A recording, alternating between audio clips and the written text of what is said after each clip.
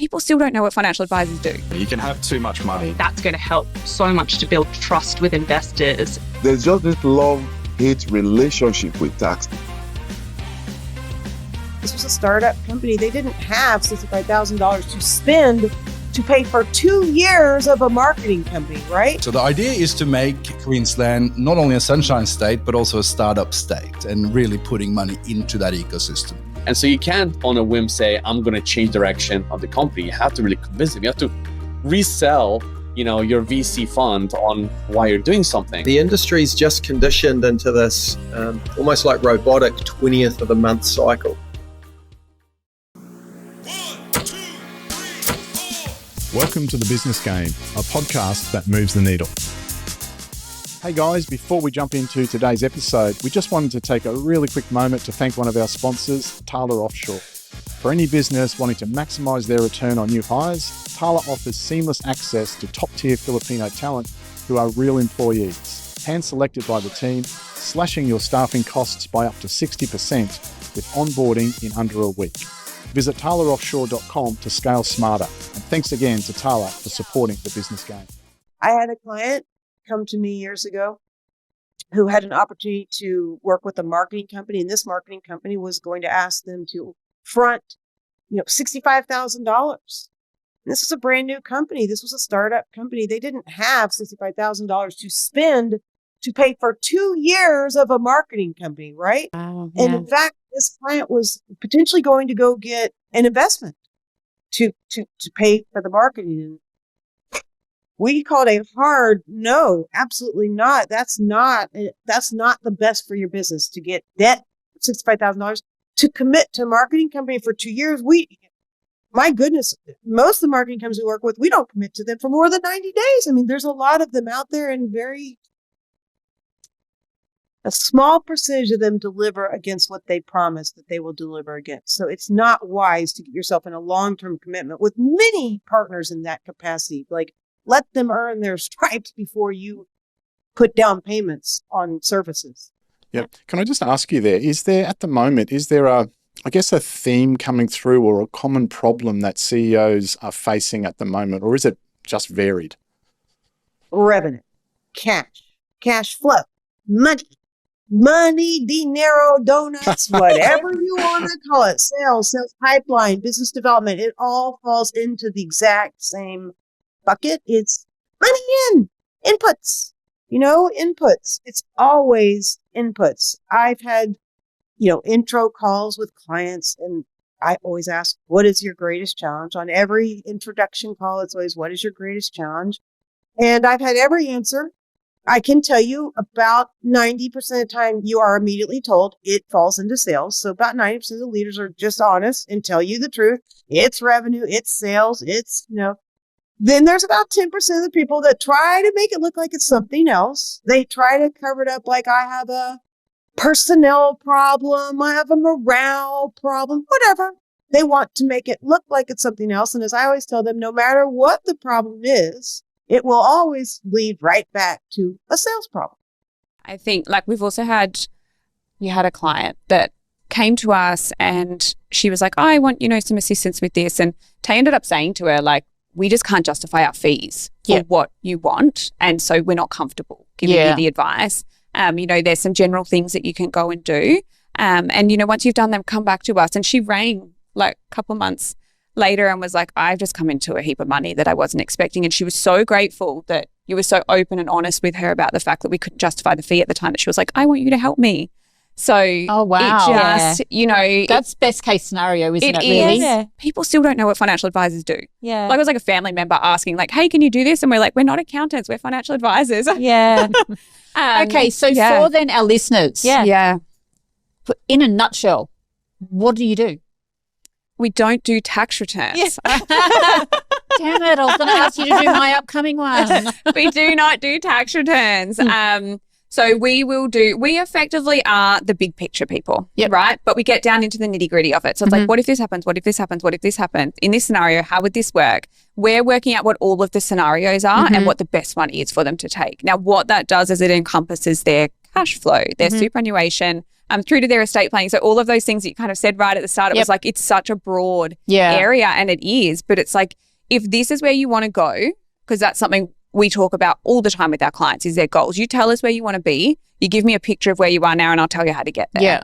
And so it's organizing all of that. But one of the things that we're finding, I think particularly now that we've got a little bit of freedom and that kind of thing with our business, is having all of the right people on your side. That might be your broker, your accountant, you know, a real estate agent. If that's the kind of person that needs to be in the picture, we bring them all into the mix, because there is no point us saying to a client, this is how you get to your goal, if you don't have the right people to help you along the way. There's something called the VCDF, Venture Capital Development Fund. Now, this is a Queensland government initiative that is managed by QIC. So the money comes from Treasury, but QIC, Queensland Investment Corporation, has been appointed to manage this VCDF. Now, the VCDF is about $130 million going into the startup ecosystem in Queensland. And I think it's about meant to be over 4 years, and we're about a year and a bit into this deployment of the VC and DF. So the idea is to make Queensland not only a sunshine state, but also a startup state, and really putting money into that ecosystem. The vast majority of that money is going into VC funds. So let's say roughly 15 or so VCs from around Australia have applied to get a small part of that overall bounty.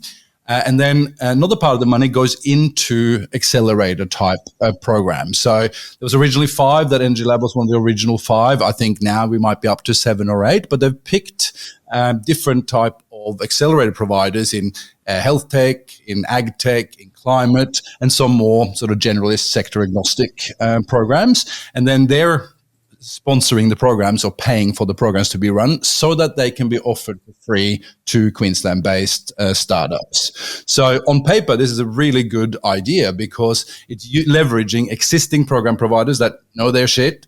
It's leveraging existing VCs that are experts in, you know, different sectors, as opposed to the government trying to do it themselves. If the government was to run the programs, do the investment, it's an impossible task. So they're basically outsourcing the program and the investment side. So it's early days, but on paper, this looks like a really good idea, and it's getting some attention around the country and of the state. Strap as long as you can. Do as much as you can with as little money as you can for as long as you can.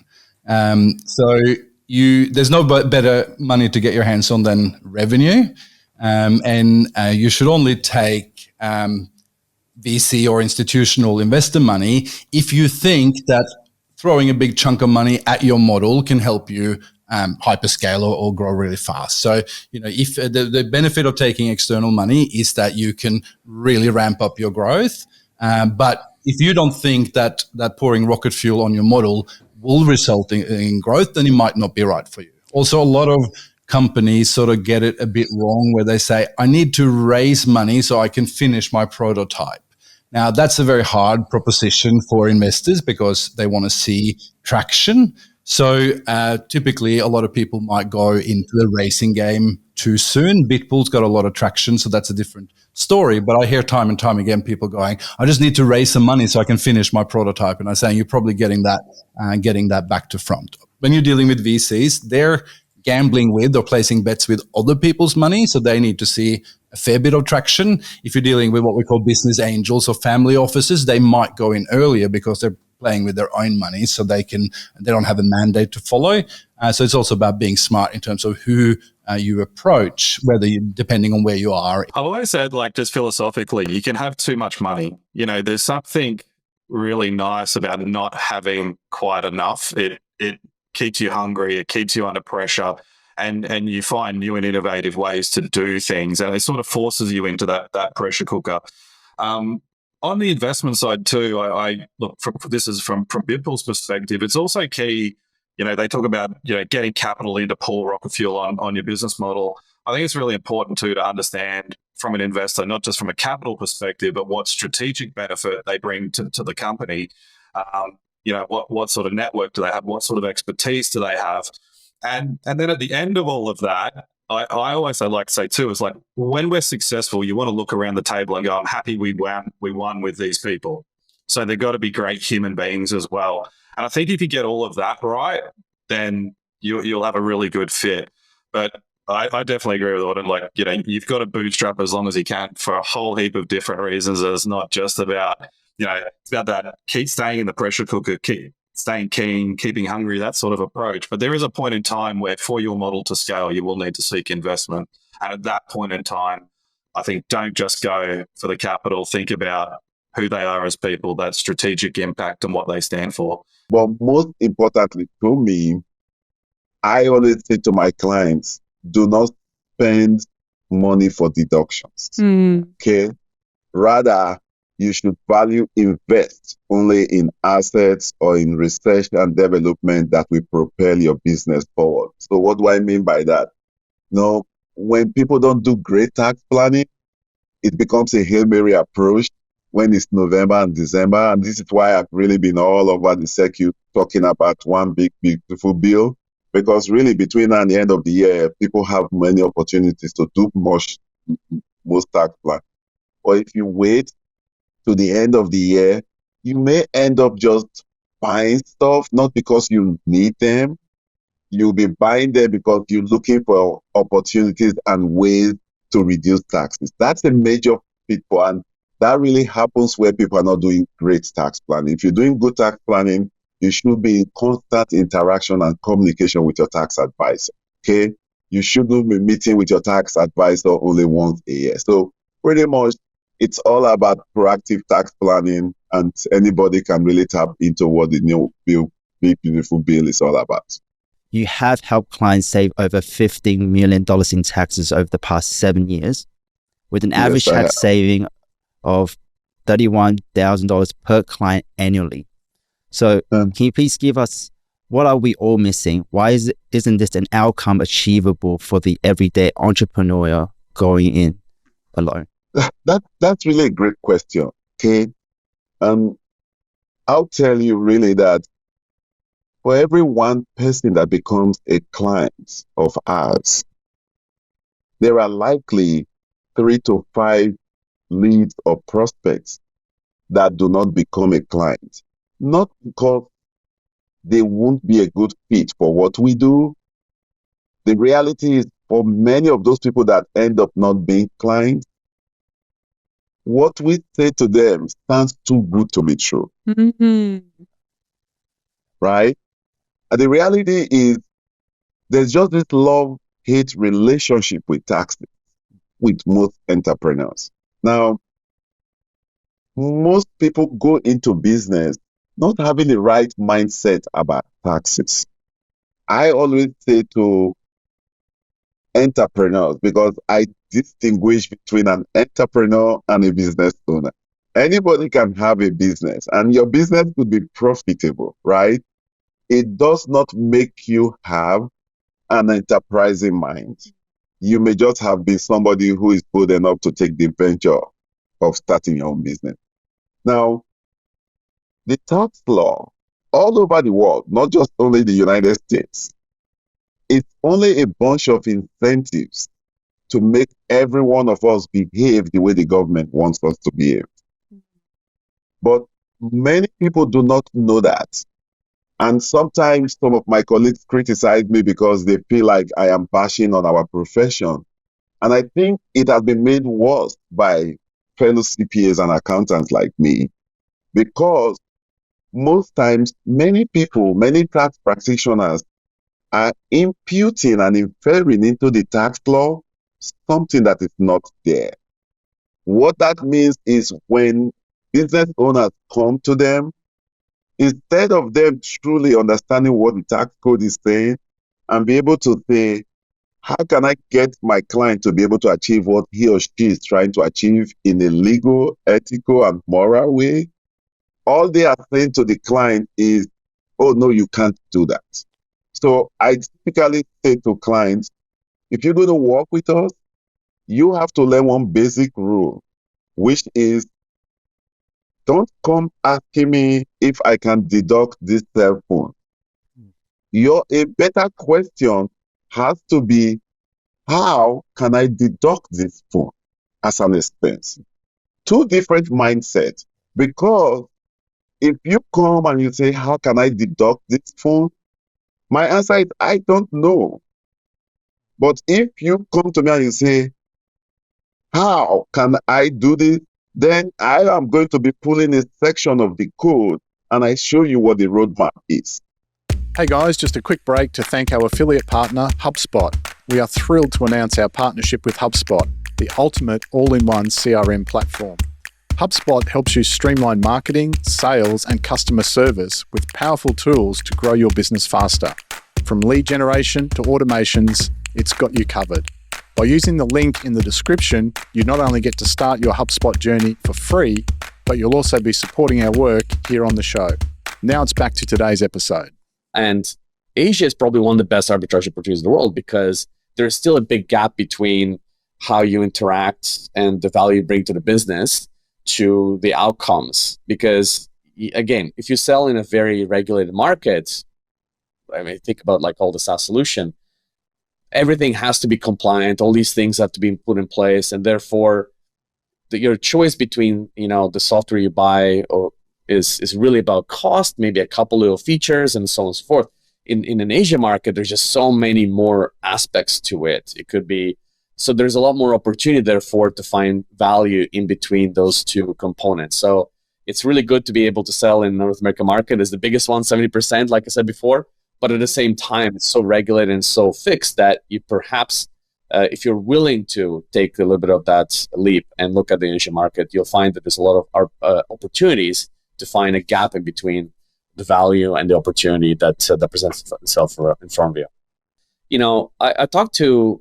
I was lucky enough that I talked to some people who got funding and what came out of that. I've also talked to a whole bunch of people who bootstrapped their businesses. Yep. And I've kind of done both myself. So one of the things about getting a large chunk of money, it's great. I mean, you can put it on your LinkedIn. It's like, yeah, we've got $3 million of funding. Clearly, somebody believes in our idea. Mm-hmm. Now, more likely than not, a lot of people who do get the big checks early on, pre-seed and so on, typically have either started businesses before or have great relationship with VC funding, or they have like customer zero that is basically almost funding that. And that's great. That's actually the really good place to be. And I think a lot of, entrepreneurs kind of look at that as being the model. But I've talked to a whole bunch of entrepreneurs who got that and then realized that, yeah, they got the funding, they got the money, everyone high-fiving them, but then they tested their idea in the market, the ICP, and all those customers who said, yes, if you build it, will come, start dissipating and disappearing, then it realized that the market has shifted fundamentally, and all of a sudden they need to pivot. And when you've got the $3 million worth of money, now you have some people to talk to and respond to and, explain your thinking.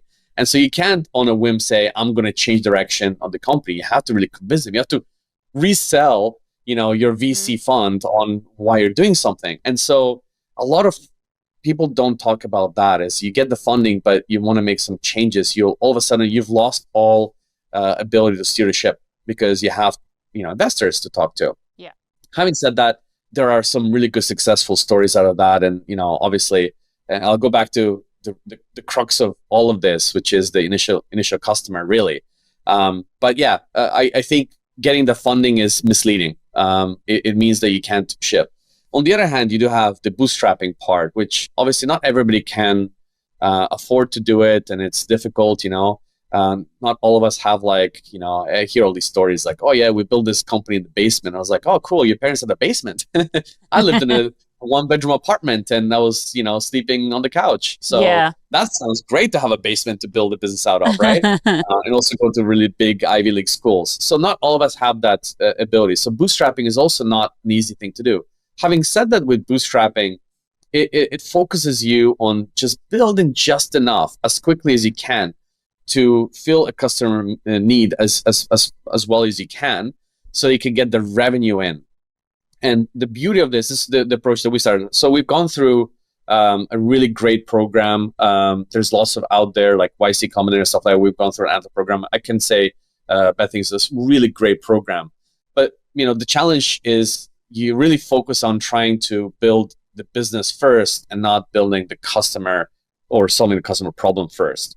So that's why actually we've completely changed our methodology and thinking, is that we actually don't want funding right now, because we'd rather build a customer base, get some revenue, and then we can ask for funding for expansion, because it's very cheap to build stuff nowadays. It's really, really is. So you don't need that funding and signing a cap table that is, unfortunately, in most cases, very much against you, right?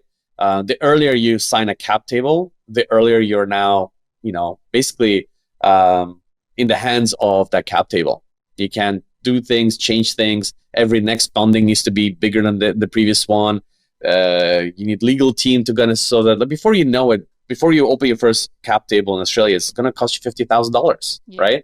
Between all the legal fees and everything put in place. Whereas, Google, Amazon, and, Microsoft are going to give you 50 grand just for free to just start building stuff, right? So that's the big contrast, is like, go and start building things, test the market, but most important, just get paying customers. That's the hardest part.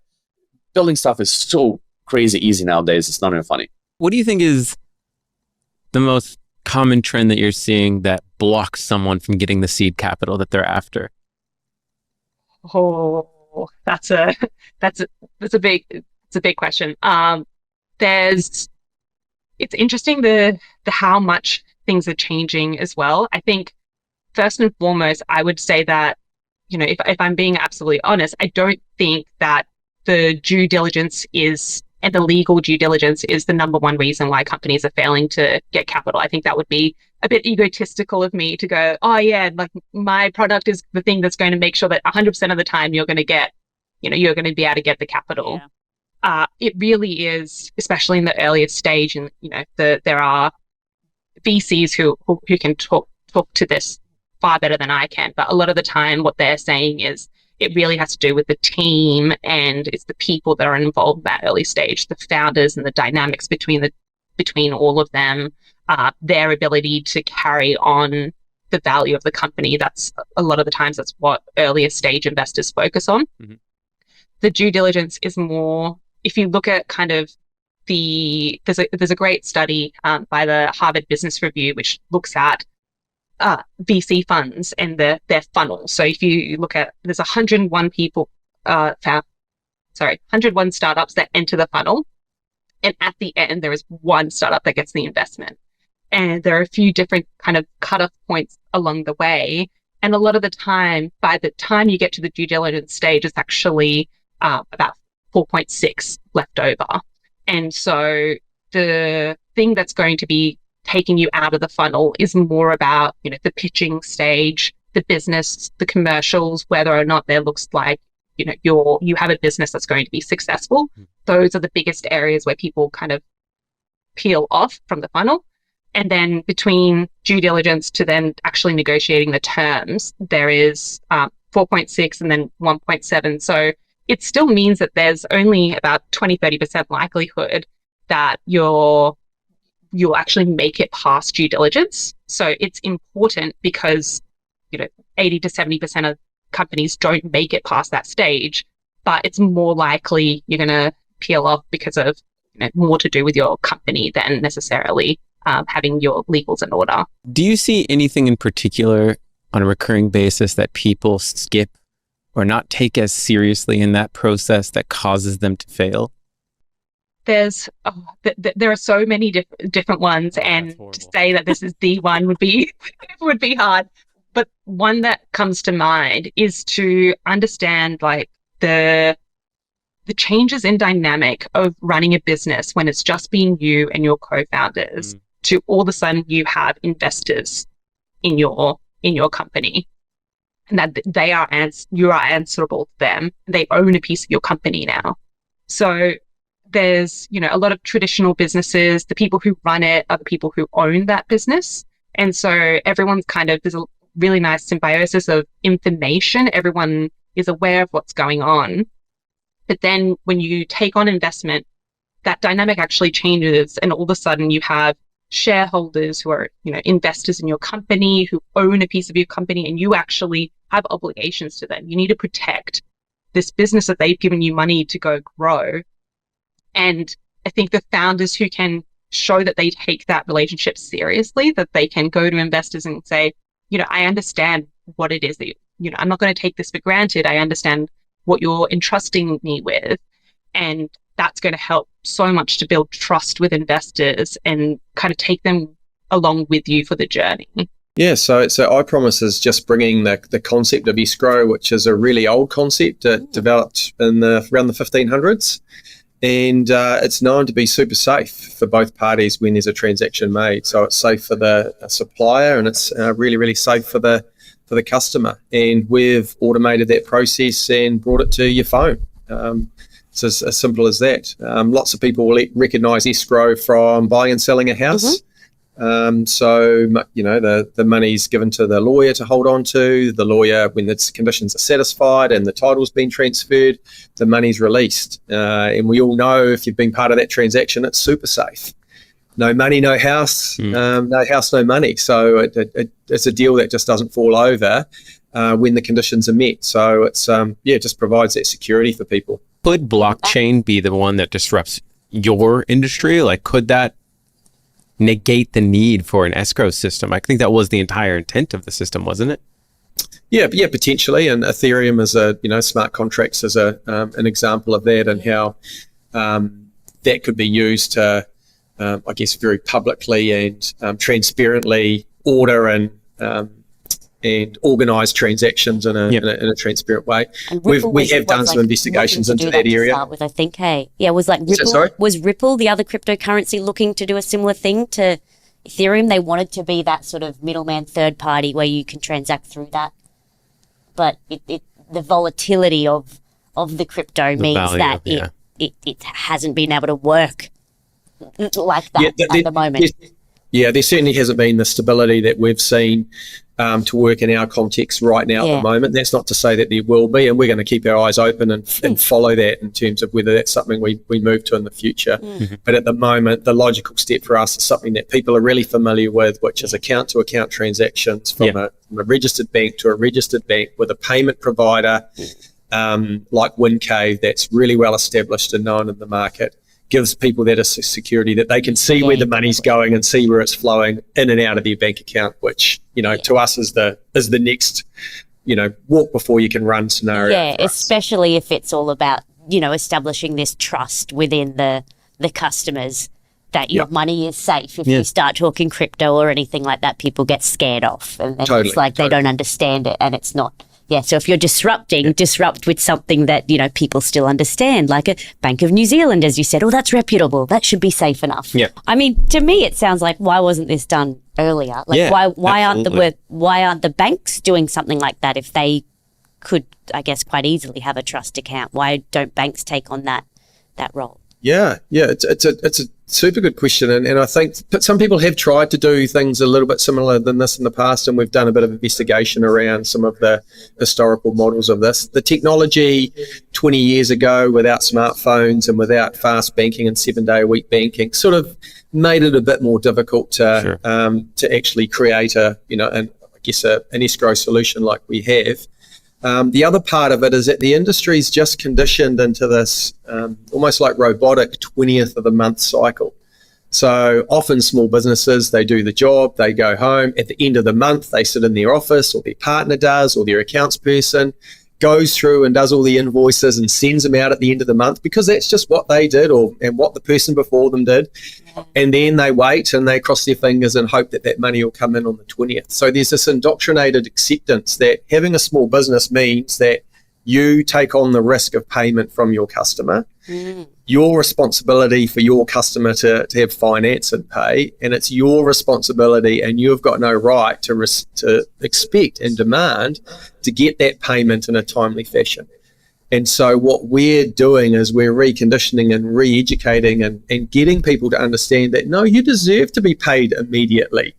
Just like you have to pay when you buy groceries or when you go and fill up your car with petrol. You book an airline ticket or something like that. I haven't got the product yet, but I'm willing to pay to book it, airline tickets is the classic. You might be going to Hawaii in September. Now, you pay all of that up front and you hand it over to the airline. It's not an escrow. It goes straight to the airline for them to do what they want. So if it's good enough for Qantas or Air New Zealand, it surely should be good enough for a small business who relies on this to feed their family and pay their bills. Yeah. Well, I mean, the cash flow of small businesses, that is one of the reasons why a lot do go out of business, is that they can't manage that cash flow. To help support our continued mission to provide free, best-in-class advice from the world's most compelling business leaders, make sure you hit that subscribe button and ring that bell so you never miss an episode. See you next Thursday. Thanks for tuning in to The Business Game. If you like what you heard, make sure to subscribe on YouTube and follow us on TikTok, Instagram, Facebook, and LinkedIn to stay connected. A big thank you to our major sponsor, Tyler Offshore, for powering today's episode. And join us again on the next episode of The Business Game, a podcast that moves the needle.